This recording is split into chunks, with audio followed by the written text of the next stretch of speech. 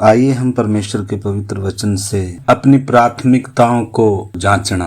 मत्ती की अंजील 6 अध्याय का 31 से 33 तक पढ़ेंगे। इसलिए तुम चिंता करके यह न कहना कि हम क्या खाएंगे या क्या पिएंगे या क्या पहनेंगे, क्योंकि अन्य जातीय इन सब वस्तुओं की खोज में रहते हैं, पर तुम्हारा स्वर्गीय पिता जानता है कि तुम्हें इन सब वस्तुओं की आवश्यकता है। इसीलिए पहले तुम परमेश्वर के राज्य और उसकी धार्मिकता की खोज करो, तो ये सब वस्तुएं भी तुम्हें मिल जाएंगी। बाइबल का मुख्य संदेश है, प्रभु यीशु मसीह की शिक्षाओं में मुख्य शिक्षा है यह। जब हम प्रभु में नहीं थे तो हमारी प्राथमिकताएं भौतिक थी, क्योंकि आत्मिक तौर पर हर कोई जो आत्मिक तौर पर मुर्दा व्यक्ति है, मुर्दा मतलब परमेश्वर से जिसका संबंध नहीं है, जो परमेश्वर को जानता नहीं है। क्योंकि जब तक एक इंसान परमेश्वर को नहीं जानता, उसके जीवन में कोई मकसद नहीं है जीने का, उसके जीने का कोई उद्देश्य नहीं है। वो दुनिया की नासवान चीजों के पीछे ही भागता है, नाम के पीछे, पैसे के पीछे, परिवार है और बहुत सारी बातें हैं, क्योंकि परमेश्वर को जानता नहीं है, परमेश्वर की इच्छा उद्देश्य को जानता नहीं है। अन्य जाति, यहाँ प्रभु ने कहा क्योंकि अन्य जाति जो लोग हैं, जो परमेश्वर को नहीं जानते, उनकी प्राथमिकताएं, उनके जीवन के जो उद्देश्य हैं वो आत्मिक नहीं है, वो परमेश्वर के राज्य है, परमेश्वर की धार्मिकता के भूखे प्यासे चाहने वाले खोजने वाले नहीं हैं। परंतु जब प्रभु एक व्यक्ति के जीवन में आया, आत्मिक आंखें खुली। लिखे ना, हम भी तो अपने पापों और अपराधों में क्या थे, मुर्दा थे। उसने हमें क्या किया, जिलाया। तो जब उसने हमें जिलाया, परमेश्वर के साथ जब हमारा संबंध स्थापित किया, अब प्रभु हमें क्या कह रहा है, कह रहा है इसलिए तुम पहले परमेश्वर के राज्य और उसकी धार्मिकता की खोज करो। तो आज जो शाम का समय है, अपनी प्राथमिकताओं का निरीक्षण करना है हमने। हमारे जीवन की प्राथमिकताएं क्या हैं? क्योंकि अगर प्राथमिकताएं जो होनी चाहिए वो ना होंगी तो उसके परिणाम बहुत ही क्या होंगे, दुखद होंगे। छोटी बात नहीं है ये। इस करके अति जरूरी है इन चीजों को प्राथमिकता देनी चाहिए। जिन चीजों को हमें पहले रखना चाहिए, उन चीजों को अगर हम पहले नहीं रखेंगे तो हमारे जीवन में उनके दुखद परिणाम होंगे। इस कारण हमें हर दिन इन बातों को अति जरूरी है जांचते रहना। अगर हमने अपने आत्मिक जीवन का निर्माण करना है, परमेश्वर के साथ के संबंध को प्राथमिकता देनी है, क्योंकि हम इंसान होने के नाते हमारा परिवार है, जिम्मेदारियां हैं, सामाजिक तौर पर सर्विस कर रहे हैं, कोई स्कूल में है, ऐसे कर कर बहुत सारे जरूरी विषय हैं हमारे जीवन में, जरूरी काम हैं, जरूरी संबंध हैं। लेकिन तो भी अगर हमारी प्राथमिकता संबंधों ने ले ली, अगर हमारी प्राथमिकता काम ने ले ली, मतलब हमारे आत्मिक जीवन से बढ़कर, परमेश्वर के साथ के संबंध से बढ़कर अगर हम पहला स्थान या जरूरी अगर दूसरी बातों को समझेंगे तो वो हमारे लिए बहुत नुकसानदेह होगा। तो नए साल पर जब हम बात देख रहे थे कि हमें आत्मिक निर्माण के लिए, परमेश्वर के साथ अपने संबंध को और गहरा करने के लिए, हर दिन नयापन पाने के लिए कुछ बातें देखी थी हमने। पहली बात हम देख रहे थे, हमें नींद पर अगर नियंत्रण नहीं होगा तो हम कभी भी आत्मिक जीवन में परमेश्वर के साथ के संबंध में कभी गहरे में जा नहीं सकते, बढ़ नहीं सकते, आत्मिक निर्माण नहीं कर सकते अपने जीवन का। तो नींद से दोस्ती, नींद से प्रेम हमें छोड़ना पड़ेगा। दूसरी बात हम देख रहे थे, हमें अधिक खाने से, खाना बहुत जरूरी है, लेकिन खाना ही सब कुछ नहीं है। वचन में लिखा है मनुष्य केवल रोटी से जिंदा नहीं रहेगा। हमारी आत्मा का भोजन वचन है, हमारी आत्मा का भोजन परमेश्वर के साथ का संबंध है, उसको सुनना है, उसके साथ समय बिताना है। अगर आत्मिक खाने को प्राथमिकता नहीं देंगे, देखो जब हम बाइबल पढ़ते हैं तो कोई रिवाज के लिए नहीं पढ़ने, प्रार्थना जब हम करते हैं कोई फॉर्मेलिटी भी नहीं है, इन सब को हम आत्मिक निर्माण के लिए करना है, परमेश्वर के साथ और संबंध हमारा गहरा हो, इसके लिए ये चीजें हैं। और तीसरी बात हम देख रहे थे, हमें सोशल मीडिया में आजकल व्हाट्सएप है, इंस्टाग्राम, फेसबुक, अगर हमें बहुत जरूरी है तो ही हम उनका क्या करें, इस्तेमाल करें। अन्यथा ये चीज भी हमें कभी भी आत्मिक जीवन का निर्माण करने नहीं देंगी, उल्टा उनके द्वारा हमारे दिमाग में या हमारे जीवन में पाप आने का जगह है ये चीजें, क्योंकि अब धड़ल्ले से अश्लीलता, अनैतिकता फैलती जा रही है। हम सब ने इन बातों को ध्यान देना होगा। और चौथी बात हम देख रहे थे, अगर परमेश्वर के साथ के संबंध में निर्माण करना है तो हमें बुरी संगति, संसार की संगति, उससे भी क्या करना पड़ेगा, दोस्ती तोड़नी पड़ेगी। आत्मिक लोगों से, परमेश्वर से दोस्ती गहरी करनी पड़ेगी। बाइबल से हमें दोस्ती गहरी करनी पड़ेगी। और बहुत सारी आत्मिक बुकें हैं, हम उन बुकों को क्या कर सकते हैं, पढ़ सकते हैं। हम आत्मिक जीवन का निर्माण करना, मतलब हमने इधर जब प्रभु कह रहे हैं ना, इसलिए तुम चिंता कर कर ये ना कहना, क्योंकि हम जब अन्य जातियों में से आए हैं, प्रभु को मालूम था, इसलिए प्रभु ने पहले ही कहा तुम्हें प्राथमिकताएं बदलनी होंगी, तुम्हें विश्वास करना होगा, तुम्हारा एक स्वर्गीय पिता है, तुम आत्मिक बातों को प्राथमिकता दो, तुम परमेश्वर के साथ के संबंध को प्राथमिकता दो, हर दिन आत्मिक तौर पर बढ़ने के लिए। अगर ये चीजें नहीं होंगी तो हमारा जीवन में कभी भी उन्नति नहीं होगी, बल्कि उल्टा पाप आने के चांस रहेंगे, क्योंकि पाप द्वार पर छिपा हुआ है। शैतान भी चारों तरफ घूम रहा है, किसे फाड़ खाए। हमारा बाहरी मनुष्य, तब हमारा स्वभाव, वो भी हमारे आत्मिक जीवन का शत्रु है, क्योंकि बाइबल में लिखा है, एक आयत और पढ़ लीजिए, गलातियों की पत्री 5 अध्याय 16 से। पर मैं कहता हूँ आत्मा के अनुसार चलो तो तुम शरीर की लालसा किसी रीति से पूरा ना करोगे। शरीर की लालसा, शरीर की जरूरतें हैं, खाना शरीर की जरूरत है, सोना शरीर की जरूरत है, सोशल मीडिया पर हमें बहुत सारे काम है, कहीं सर्विस करते हैं ऑनलाइन, बहुत सारे काम है, बच्चे पढ़ाई करते हैं, उपयोगी बहुत सारी चीजें। लेकिन अगर हम आत्मिक हैं, उद्धार पाया है, तो हमने बहुत ही सचेत होकर क्या करना है, उन बातों से भी डरना है जो हमारे जीवन में फिर से आने के लिए तैयार है। शैतान फिर से आने के लिए तैयार है, चारों तरफ घूम रहा है, फाड़ खाने के लिए तैयार है। पाप द्वार पर छिपा है, वचन कहता है। पाप अवसर ढूंढ रहा है। हमारे अंदर 2 स्वभाव है, पुराना स्वभाव है, इसका खिंचाव हमेशा किस में रहेगा, संसार की तरफ या पुराने मार्गों की तरफ। फिल्म देखना, जैसे मान लो, और कोई सोशल मीडिया में, और कोई ऐसा कुछ न कुछ आंखों की तृप्ति के लिए, मन की तृप्ति के लिए ये चीजें रहती हैं। परंतु अगर हम सचेत नहीं होंगे, इस लड़ाई को नहीं समझेंगे, अपने अंदर की उस बात को नहीं समझेंगे, तो इधर वचन क्या कहता है, पर मैं तुमसे कहता हूँ कि आत्मा के अनुसार चलो तो तुम शरीर की लालसा किसी रीति से पूरी न करोगे, क्योंकि शरीर आत्मा के विरोध में और आत्मा शरीर के विरोध में लालसा करता है, और ये एक दूसरे के विरोधी हैं। आत्मा कौन? पवित्र आत्मा। शरीर कौन? हमारा बिगड़ा हुआ स्वभाव। पवित्र आत्मा हमारी मदद के लिए, हमारी सहायता के लिए परमेश्वर की तरफ खींचता है, आत्मिक बातों की तरफ खींचता है। हमारा बिगड़ा हुआ स्वभाव, इसको ज्यादा खाना अच्छा लगता है, ज्यादा बातें करना अच्छा लगता है, टीवी में, मोबाइल में इधर उधर की बातें ज्यादा, जैसे समाचार देखना जरूरी है, तो थोड़ा बहुत देख लेना कोई गलत नहीं है। लेकिन अगर आत्मिक जीवन से, वचन, प्रार्थना, संगति, परमेश्वर की उपस्थिति, आत्मिक तौर पर बढ़ने से अगर हमें वो जरूरी लग रही हैं, तो उधर उन चीजों को हमने ब्रेक करना होगा। अन्यथा कभी भी हम परमेश्वर के साथ के संबंध में, आत्मिक जीवन में हम कभी भी मतलब क्या नहीं कर पाएंगे, निर्माण नहीं कर पाएंगे, बढ़ नहीं पाएंगे। इधर परमेश्वर का वचन कहता है, क्योंकि शरीर आत्मा के विरोध में और आत्मा शरीर के विरोध में लालसा करता है, और ये एक दूसरे के विरोधी हैं, इसलिए कि जो तुम करना चाहते हो वह न करने पाओ। और यदि तुम आत्मा के चलाए चलते हो तो व्यवस्था के अधीन न रहे। शरीर के काम तो प्रकट है। शरीर के काम क्या हैं? आगे लिखा हुआ है, शारीरिकता के काम, मतलब वो अनुभव नहीं कर पाएंगे परमेश्वर की उपस्थिति को, उस आनंद को, क्योंकि परमेश्वर का राज्य वचन में लिखा है, खाना पीना नहीं, परंतु वो धार्मिकता, वो मेल मिलाप और वो आनंद है जो पवित्र आत्मा से होता है। परमेश्वर की उपस्थिति में आनंद की भरपूरी है। लेकिन बिगड़े हुए स्वभाव की जो विशेषता या खासियत है,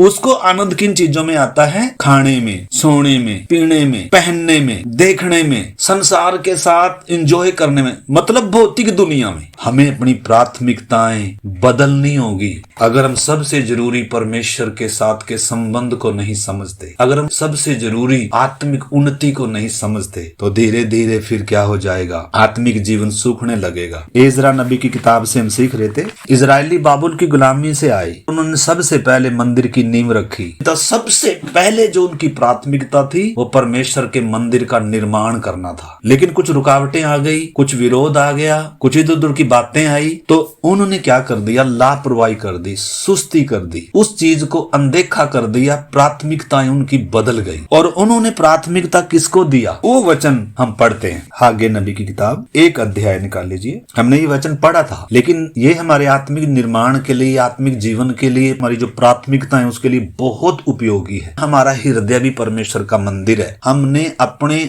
उद्धार के काम को पूरा करना है। मतलब यीशु ने, पवित्र आत्मा ने हमारे अंदर एक काम शुरू किया है, उद्धार का काम। हम बनते जा रहे हैं। सामूहिक रीति से भी कलीसिया का निर्माण हो रहा है। हम मसीह की देह के रूप में बन रहे हैं। रुकावटें आएंगी, शैतान की तरफ से भी आएंगी, दुनिया की तरफ से भी आएंगी, हमारे अपने स्वार्थ भी आएंगे, हमारे अपना पुराना जो स्वभाव है, जो मैं और मेरा है, ये भी रुकावट आएगा। इनके जीवनों में भी रुकावटें आई और उन्होंने अपनी प्राथमिकता बदल दी। तब परमेश्वर का पवित्र वचन किसके पास आ रहा है, परमेश्वर के दास के पास आ रहा है। तो वो आके क्या कह रहा है, सेनाओं का यहोवा यूं कहता है, ये लोग कहते हैं कि यहोवा का भवन बनाने का समय नहीं आया। क्या कह रहे हैं, लापरवाही, अनदेखा। किस काम को, जो सबसे जरूरी है। वो सिर्फ एक बिल्डिंग नहीं थी, मंदिर, बल्कि परमेश्वर की उपस्थिति, उनकी आराधना की जगह, परमेश्वर के साथ का संबंध। रुकावटें तो हैं, देखो इस मार्ग में, संसार में रुकावटें हैं। प्रभु ने कहा परिवार में भी हैं, अपने व्यक्तिगत जीवन में भी हमारा स्वभाव है, रुकावटें हैं। लेकिन रुकावटों का मतलब ये नहीं है हम अपनी प्राथमिकता बदल दें। तो परमेश्वर का दास क्या कह रहा है, नबी, सेनाओं का यहोवा यूं कहता है, ये लोग कहते हैं कि यहोवा का भवन बनाने का समय नहीं है। परमेश्वर के मंदिर बनाने का तो समय नहीं है, परंतु बाकी सब चीजों के लिए आपके पास समय है। क्या वो सबसे जरूरी है? कईयों के पास सब कुछ करने का समय है, लेकिन प्रार्थना करने का समय नहीं है। फालतू में चिकचैट करना या इधर उधर की बातें करना, फालतू में सोए रहना, फालतू की इधर उधर की सब कामों को कर लेंगे। सबके लिए समय भी है, मन भी है, लेकिन प्रार्थना करने का, वचन मनन करने का, अपने आत्मिक जीवन का निर्माण करने का समय नहीं है। कितने दुख का विषय है। और उसके जो परिणाम आगे आ रहे हैं वो भी बता रहा है। तो कह रहे हैं आत्मिक बातों के लिए तो आपके पास समय नहीं है, साधन नहीं है। बहुत सारे, जब प्रार्थना में आने की बात आती है तो उनके पास पैसा भी नहीं होता। रिश्तेदारी में जाने के लिए पैसा है, खाना पीना खिलाना, इधर उधर का खर्चा, सब चीजों के लिए क्या है, खर्चा है, पैसा है, समय है, साधन है, मन भी है। लेकिन अगर फुर्सत नहीं है, अगर साधन नहीं है, तो परमेश्वर के साथ के संबंध के, परमेश्वर की धार्मिकता की, या अपने आत्मिक निर्माण या कलीसिया की आत्मिक उन्नति कैसे हो। उन बातों के लिए भी हमने अपना समय भी, संसाधन भी, अपनी योग्यता, बुद्धि, बल, ये सब हमें अपने आत्मिक जीवन के निर्माण के लिए, कलीसिया के निर्माण के लिए, ये अनंत काल तक रहने वाला काम है। बाकी सब काम मिट जाएंगे, बाकी सब काम जल जाएंगे। इधर के घर, इधर के दुनिया में जो कुछ भी है, सब तात्कालिक और थोड़े समय के लिए है। प्रभु ने कहा तुम स्वर्गीय बातों पर मन लगाओ, तुम आत्मिक बातों पर मन लगाओ। ये दुनिया थोड़े समय के लिए है, थोड़े समय के लिए ना भी हो, हम थोड़े दिनों के लिए हैं, हम जाने वाले हैं। हमारे प्रभु का आगमन निकट है, परंतु उसके आने से पहले हमारे जीवन का निर्माण होना है। हमारे जीवन में वो पूर्ण पवित्रता आनी है, वो सिद्धता आनी है। हमारे जीवन में मसीह की स्वभाव तक हमने उसकी डील डोलता तक आना है। अगर प्राथमिकताएं आत्मिक नहीं होंगी तो वो उस लेवल तक हम कभी नहीं आ पाएंगे, उस स्थान तक हम कभी नहीं पहुंच पाएंगे। उद्धार पा लेना काफी नहीं है। इन्होंने मंदिर अच्छी नींव भी डाल दी, लेकिन कुछ बाधाएं आ गई तो बस वहीं काम रोक दिया। कितने लोग हैं बपतिस्मा नहीं ले पाते, इधर उसके डर है, समाज का डर है, लोग क्या कहेंगे, परिवार क्या कहेगा। अरे भाई, कोई जो मर्जी बोले, मेरे जीवन की प्राथमिकता परमेश्वर के साथ मेरा संबंध, परमेश्वर के साथ मेरी संगति, अगर वो प्राथमिकता नहीं, आपको मालूम है कितने लोग प्रार्थना में जाते हैं, वचन पढ़ते हैं, बाइबल सब करते हैं, लेकिन अभी उद्धार कोई प्राथमिकता नहीं है। उद्धार हो गया वो भी नहीं मालूम, उद्धार मुझे चाहिए वो भी नहीं मालूम। बहुत जगह ऐसे भी भरमाया जा रहा, संगति में आ जाओ, लेकिन उद्धार किस चिड़िया का नाम है। प्रार्थना में आने का उद्देश्य क्या होना चाहिए, तुम्हारी प्राथमिकता क्या होनी चाहिए, किसी ने ये बताया नहीं। प्रभु ने तो कहा तुम पहले उसके राज्य और उसकी धार्मिकता की खोज करो। पहले प्राथमिकता परमेश्वर के साथ के संबंध को दो, उद्धार को दो जिसके लिए मैं आया हूँ। लेकिन कितनी संगतियों में लोगों को चंगाई, लोगों को शरीर की बातें, लोगों को दुनियावी बरकतें, दुनिया की आशीष हिस्सों के बारे में ही बताया जा रहा है, लेकिन आत्मिक बातों के लिए, परमेश्वर के साथ के संबंध, उद्धार क्या है, इन चीजों के लिए कितने सालों से कितने जुड़े हुए, लेकिन बपतिस्मा भी नहीं है। बपतिस्मा लेने के बाद एक व्यक्ति मसीह की देह में शामिल होता है, कलीसिया का भाग बनता है। जब तक बपतिस्मा नहीं लिया कोई भी मसीह की देह का अंग नहीं है। जंगली जैतून में लगा हुआ है, उसको उधर से काटा जाना है, काट कर उत्तम जलपाई में उसको सांटा जाना है। बचपन में लिया गया बपतिस्मा सही नहीं है, आशीष चंगाई के लिए लिया हुआ बपतिस्मा सही नहीं है, बल्कि नए जन्म का अनुभव पाना है, आंखें खुलनी है, अपने पापी होने का एहसास आते हुए, अपने पापों को मानते हुए, मन फिराते हुए, यीशु को अपना स्वामी, प्रभु, उद्धार करता, छुड़ाने वाला स्वीकार करते हुए, पिता, पुत्र, पवित्र आत्मा के नाम से डूबकर बपतिस्मा लेकर उत्तम जलपाई में आत्मिक जीवन की शुरुआत हो गई। उद्धार के काम की नींव रखी गई। अब एक एक दिन उसका निर्माण होना है। उद्धार पा लिया, उद्धार पाते जाना है। जब तक धरती पर हैं तब तक हमारे आत्मिक जीवन का निर्माण होना है, तब तक कलीसिया का निर्माण होना है। ये है परमेश्वर की प्राथमिकता, इसके लिए यीशु आया। अगर हमारे जीवन में ये प्राथमिकता ना हो तो फिर हमारे जीवन व्यर्थ में खराब होते रहेंगे। इजराइल के जीवन से बार बार सीखते आ रहे हैं। 40 साल मरुभूमि में बेकार में खो दिया, 40 साल बर्बाद कर दिया, आखिर में नाश हो गए। यर्दन पार जाने के लिए तैयारी नहीं हुई। पीछे की दुनिया, खीरे खरबूजे, मिस्र की बातें उनके दिल में से निकल नहीं पाई। परमेश्वर के साथ उनका जो संबंध, जो विश्वास, जो भरोसा, जो प्रेम, जो आज्ञाकारिता, जो अनुशासन जीवन में आना था, उस लेवल तक वो कभी आ ही नहीं पाए। इधर वचन क्या कहता है आगे 3, फिर यहोवा का यह वचन हागे भविष्यद्वक्ता के द्वारा पहुंचा, क्या तुम्हारे लिए अपने छत वाले घरों में रहने का समय है, जबकि यह भवन उजाड़ पड़ा है। आत्मिक जीवन अगर प्राथमिकता नहीं है, बाकी सब चीजों के लिए समय है, पैसा है, सब कुछ है, अगर आत्मिक जीवन के निर्माण के लिए मेहनत नहीं करते। देखो ना, नूह को परमेश्वर ने क्या कहा, जहाज बनाने के लिए कहा, तो उसने अपना सारा समय, सारे संसाधन, सारी ऊर्जा किसमें लगा दी। वो किश्ती तो नाश होगी, लेकिन इस समय जो मंदिर बन रहा है, इस समय जो हमारा आत्मिक जीवन का निर्माण होना है या कलीसिया का निर्माण होना, वो अनंत काल तक कभी मिटने वाला नहीं है। तो हम प्राथमिकता किस चीज को दे रहे हैं? काम करने के लिए प्रभु मना नहीं कर रहा है, प्रभु रोटी खाने के लिए भी नहीं मना कर रहा है, सोने के लिए भी नहीं मना कर रहा है। प्रभु कह रहा है मनुष्य केवल रोटी से जिंदा। हाँ, रोटी शरीर के लिए जरूरी चाहिए, नींद शरीर के लिए जरूरी है, परंतु अगर शरीर को प्राथमिकता देंगे, इसकी सारी जरूरतें पूरी करेंगे, अगर हमने जरूरत से ज्यादा शरीर को नींद दिया तो आत्मिक जीवन कभी बढ़ने नहीं देगा, ये प्रार्थना ही नहीं करने देगा। हमारा शरीर, हमारा पुराना स्वभाव कभी भी आगे बढ़ने नहीं देगा। 5 से, इसलिए अब सेनाओं का यहोवा यूं कहता है, अपनी अपनी चाल चलन पर ध्यान करो। तुमने बहुत बोया परंतु थोड़ा काटा, तुम खाते हो परंतु पेट नहीं भरता, तुम पीते हो परंतु प्यास नहीं बुझती, तुम कपड़े पहनते हो परंतु गरमाते नहीं, और जो मजदूरी कमाता है वह अपनी मजदूरी की कमाई छेद वाली थैली में रखता है। मतलब परिणाम क्या निकल रहे हैं? जब आत्मिक जीवन को प्राथमिकता नहीं है, परमेश्वर के काम को, परमेश्वर के राज्य को, परमेश्वर की महिमा, उन सब बातों को जब प्राथमिकता नहीं है, प्राथमिकता किन चीजों को दे रखी? अपने लिए, सब अपने स्वार्थ तक सीमित हो गए, अपने घरों का निर्माण हो गया, बाकी सब चीजों के लिए समय है। हम अपने जीवन को देखें, 24 घंटे परमेश्वर एक दिन देता है। हम अपने आत्मिक जीवन के लिए या परमेश्वर के साथ के संबंध के लिए या प्रभु की सेवा, प्रभु के कार्यों के लिए हम अपनी कितनी ताकत देते हैं, हम अपने कितने संसाधनों का इस्तेमाल करते हैं, अपने आत्मिक जीवन के निर्माण के लिए कितना खर्च करते हैं। आज तो ऐसा जमाना आ गया, ऑनलाइन है सब कुछ, इससे आत्मिक निर्माण नहीं होगा। हाँ, हमारे लिए कितना अच्छा है सचमुच में, लेकिन अगर इसी पर निर्भर हो जाएं या इसी को ही हम संगति मान लें, ये नहीं है कलीसिया। कलीसिया जो सामूहिक पहली सदी की कलीसिया को आप देखें तो कलीसिया का निर्माण होना है, परमेश्वर का राज्य बढ़ना है, उसकी धार्मिकता और हमारा आत्मिक जीवन हर दिन बनना है। हमने उस पवित्रता में हर दिन बढ़ना है, उस विश्वास में हर दिन बढ़ना है, परमेश्वर प्रभु के स्वभाव डील डोलता तक हर दिन हमने बढ़ना है। इधर परमेश्वर का दास कह रहा है, अपने जीवन को थोड़ा सोचो,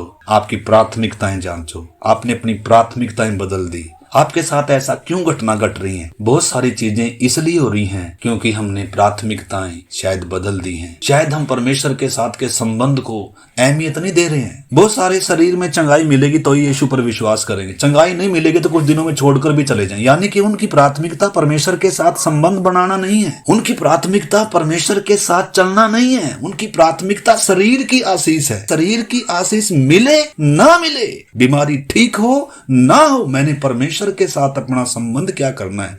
बीमार व्यक्ति स्वर्ग में जाने से कोई रोक नहीं सकता, बीमारी स्वर्ग में जाने से रोक नहीं सकती, लेकिन पाप एक व्यक्ति को स्वर्ग में जाने से रोकेगा। तो बीमारी से बड़ी बीमारी, शरीर की बीमारी से बड़ी बीमारी वो है जो आत्मिक तौर पर एक इंसान पाप का गुलाम है। इसलिए परमेश्वर के साथ संबंध टूटा हुआ है।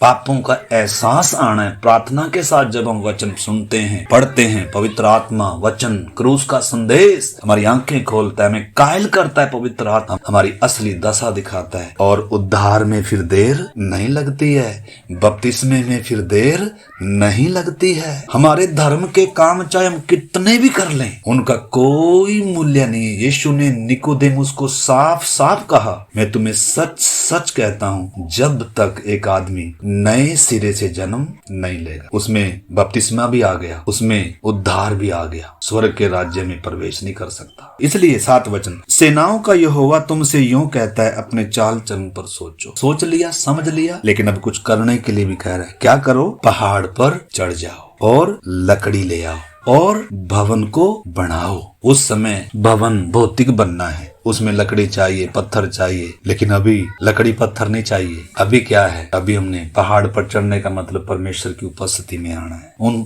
जिन बातों पे हमने प्राथमिकता दे रखी, उन बातों को पीछे छोड़कर सबसे पहले अपने आत्मिक जीवन की चिंता करें, परमेश्वर के साथ के संबंध की चिंता करें। हमारा प्रभु का आगमन निकट है। मेरे जीवन में काम अभी कितना अधूरा है, कहाँ तक होना है, मेरे जीवन का परम कर्तव्य क्या है। अगर मैं दुनिया का सब कुछ प्राप्त कर लिया, लेकिन अगर मेरे जीवन में परमेश्वर के साथ का संबंध, मेरा आत्मिक जीवन अगर निर्माण नहीं हुआ, उन्नति नहीं हुई, परमेश्वर के साथ मेरा संबंध नहीं, तो क्या फायदा फिर? ये जीवन जो मिला हमें, जो कुछ हमने किया, सब कुछ सब व्यर्थ हो जाएगा, उसका कोई मूल्य नहीं है। मौत आएगी, सब छीन कर ले जाएगी। हमने सारी जिंदगी जिन चीजों के लिए बिताई, तो दुनिया, सारी उम्र, सारा संसाधन किन चीजों के लिए खर्च कर लिया जो नाशवान चीजें हैं, मौत तक है बस। लेकिन प्रभु ने हमारी जब आंखें खोली, समझ खोली, सत्य दिखाया। परमेश्वर चाहता है हम अपना सब कुछ उस दुनिया के लिए खर्च करें, उस आत्मिक राज्य के लिए खर्च करें, उस आत्मिक निर्माण को करें जो कभी खत्म नहीं होगा। तो इस करके परमेश्वर का वचन कहता है, पहाड़ पर चढ़ जाओ, लकड़ी ले आओ और भवन को बनाओ। अपने अपने उद्धार के काम को पूरा करो, अपनी प्राथमिकताएं बदलो, मेहनत करो, आलसीपन को छोड़ो, बहानेबाजी छोड़ो। मेरे पास प्रार्थना का समय नहीं है, मेरे पास संगति में आने का समय नहीं है, मेरे पास उसके लिए चीज नहीं है, ये सब क्या है? बहानेबाजी है, सुस्ती है, लापरवाही। अपनी सुस्ती से लड़ो। अगर हमसे प्रार्थना नहीं होती सुबह उठकर, तो हमारा जीवन सूख जाएगा। तो इधर 8 में क्या लिखा है? पहाड़ पर चढ़ जाओ, लकड़ी ले आओ और इस भवन को बनाओ और मैं उसको देखकर प्रसन्न होऊंगा और मेरी महिमा होगी। यहोवा का यही वचन है। मतलब अगर प्राथमिकताएं हमारी परमेश्वर के साथ का संबंध नहीं है, मुझे मसीह के स्वभाव तक आना है, मैंने मसीह की तरह बनना है, मैंने अपने उद्धार के काम को पूरा करना है, प्रभु ने मुझे काम दिया है, कलीसिया में मेरा एक रोल है, मेरा काम है, मेरा संबंध है। अपनी सुस्ती से लड़ें, बहानेबाजी छोड़ दें, खाने से दोस्ती तोड़ें, नींद से दोस्ती तोड़ें, सोशल मीडिया से दोस्ती तोड़ें, संसार से दोस्ती तोड़ें, वचन से दोस्ती करें, सेवकों से, आत्मिक लोगों से संगति करें, बातें करें, पूछें, वचन से बात करें, सलाह लें। अगर ये चीज नहीं है तो जो जीवन हमें मिला है, तो इधर तुमने बहुत उपज की आशा रखी, परंतु देखो थोड़ा ही है, और जब तुम उसे घर ले आए तब मैंने उसको उड़ा दिया। किसने उड़ा दिया? जब परमेश्वर के काम को प्राथमिकता नहीं, जिसके लिए इतनी बड़ी कीमत चुकाई है, जब वो हमारे जीवन में प्राथमिकता नहीं, वो कीमती नहीं, वो जरूरी नहीं है, तो परमेश्वर ही शत्रु बन जाएगा। क्योंकि परमेश्वर ने कीमत चुका रखी, हम दाम देकर खरीदे गए हैं। इस देह के द्वारा परमेश्वर की महिमा होनी है। हमारे इसी सीमित समय में हमें एक स्तर तक पहुंचना है। परमेश्वर इसलिए हमारे जीवन से फिर व्यवहार करता है। पुत्र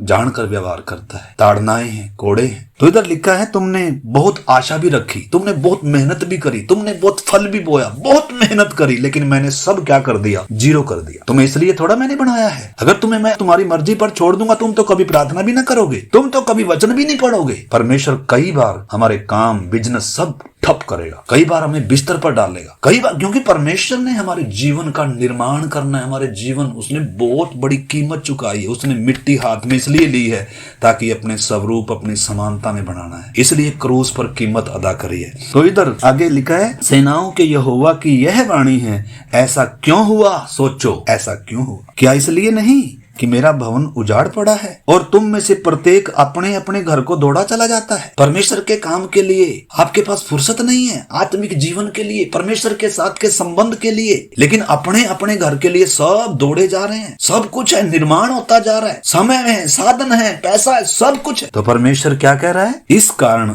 आकाश से ओस गिरना और पृथ्वी से अन्न उपजना दोनों बंद है। उस समय तो भौतिकी थी उनकी आशीष, लेकिन इस समय वर्षा का बंद हो जाना, पवित्र आत्मा हमें वो कभी आनंद नहीं देगा। हमारे चेहरे से उदासीनता कभी नहीं जाएगी, निराशा, आनंद कहाँ रहा, उत्साह कहाँ रहा? भौतिक है ना, जैसे दुनिया के लोग भौतिक हैं, संसारिक हैं, मुर्दा लोग हैं। ये थोड़ा मसीह जीवन। मसीह जीवन में आनंद है, आशा है, उम्मीद है, आराधना है, धन्यवाद है परमेश्वर का, लक्ष्य है, दौड़ है। हमारा जीवन कैसा है? लिखा इस कारण आकाश से ओस गिरना और पृथ्वी से अन्न उपजना दोनों बंद है। मेरी आज्ञा से पृथ्वी और पहाड़ों पर और अन्न और नए दाख मधु पर और ताजे तेल पर और जो कुछ भूमि से उपजता है उस पर और मनुष्य और घरेलू पशुओं पर और उनके परिश्रम की सारी कमाई पर अकाल पड़ा हुआ है। अकाल पड़ा हुआ है। आत्मिक बातों के लिए अकाल है, आत्मिक आनंद नहीं है, परमेश्वर की उपस्थिति नहीं है, आशा नहीं है, प्रभु की आगमन की कोई इंतजारी नहीं है। भौतिक हो गए। हमारी दशा कैसी है? आज जो हमारा विषय है, अपनी प्राथमिकताओं का निरीक्षण करना, अपनी प्राथमिकताओं को जांचना। मेरे जीवन में ये जो परिस्थितियां आ रही हैं, सोचें बैठकर क्यों आ रही हैं? क्या मैंने प्रभु को प्राथमिकता, परमेश्वर के राज्य को, आत्मिक जीवन को मेरी प्राथमिकता मैंने छोड़ दिया? क्या खाना पीना ही मसीह जीवन है? क्या काम करना, सोना यही मसीह जीवन है? नहीं, मसीह जीवन बलिदान का जीवन है, विश्वास का जीवन है, उपवास करना, प्रार्थना करना, वचन मनन करना, संगति करना। अगर ये हमें जरूरी नहीं दिखता तो मेरे प्यारे भाई बहनों, इधर परमेश्वर क्या कह रहा है? मैंने क्या कर दिया? सब उड़ा दिया। सब चीजों पर अकाल आएगा। वचन कहता है, हे आलसी तू कब तक सोता रहेगा? मैं एक आलसी की खेत की दाख की बारी के पास से होकर गुजरा तो मैंने क्या देखा? कटीले पेड़ हैं, झाड़ियां भरी हुई हैं। क्यों? इसके पास समय नहीं है अपनी दाख की बारी की रखवाली करने का। आत्मिक जीवन एक दाख की बारी की तरह है। अगर हम इसके लिए मेहनत नहीं करते, इसकी अगर हम क्या नहीं करते हैं, हर दिन गुड़ाई नड़ाई हर दिन अगर हम नहीं करते हैं तो पुराना स्वभाव आ जाएगा, जंगली झाड़ आ जाएंगे, वो पुरानी बातें आ जाएंगी, सोना प्राथमिकता हो जाएगा, खाना प्राथमिकता हो जाएगा। बहुमूल्य समय जो परमेश्वर ने हमें दिया ये व्यर्थ चला जाएगा। इस करके आइए इन्हीं दिनों हम सब प्रार्थना करें, इन्हीं दिनों हम प्रभु के साथ समय बिताएं, अपनी प्राथमिकताओं को बदलें, अन्यथा आत्मिक अकाल आ जाएगा, आत्मिक कंगालपन आ जाएगा। वचन में लिखा है, तब तेरी घटी हथियार बंद के समान और तेरी कंगाली भटमार के समान तुझ पर आ पड़ेगी। हे आलसी तू कब तक सोता रहेगा? अपने आत्मिक जीवन के लिए कब तक मेहनत नहीं करेगा? आइए हम प्रार्थना करते हैं। प्यारे प्रभु, इस पवित्र वचन के लिए हम आपको धन्यवाद करते हैं। आज हमारी सबसे बड़ी और सबसे पहली यही आवश्यकता है, हमारा आपके साथ संबंध न केवल बनना प्रभु, बल्कि और गहरा होना है प्रभु जी। आत्मिक जीवन में हमें और बढ़ना है प्रभु जी। आपके साथ हमारा गहरा प्रेम संबंध और एक एक दिन बनना है प्रभु जी। हम सब पर आप ऐसा अनुग्रह करें। इन दिनों उपवास करें, इन दिनों प्रार्थना करें, इन दिनों मेहनत करें अपने आत्मिक जीवन के लिए, कलीसिया के निर्माण के लिए। हम सब पर प्रभु आप ऐसा अनुग्रह करना। आपने हम सबको वरदान दिए, वो योग्यताएं दी, वो संसाधन दिए प्रभु। सचमुच में इन्हें हम अपनी आत्मिक बातों के लिए, प्रभु तेरे कार्यों के लिए उपयोग करें प्रभु जी। हम सब पर आप ऐसा अनुग्रह करना। धन्यवाद, आपने हमसे बातें करी, अपने वचनों को दिया प्रभु। ये वचन हमारी आत्मिक उन्नति, हमारे आत्मिक निर्माण में उपयोगी सिद्ध होने पाए। हमें जांचने के लिए हर दिन सहायता करना। जिन्होंने अभी तक भी उद्धार नहीं पाया, अति शीघ्र प्रभु वो भी अपने प्राथमिकताओं को बदलें खुदा, उन समझें प्रभु समय की गंभीरता को, आपके हाथ में सौंपते हैं। धन्यवाद करते हैं, आपने प्रार्थना को सुना, यीशु मसीह के नाम से मांगते हैं, आमीन।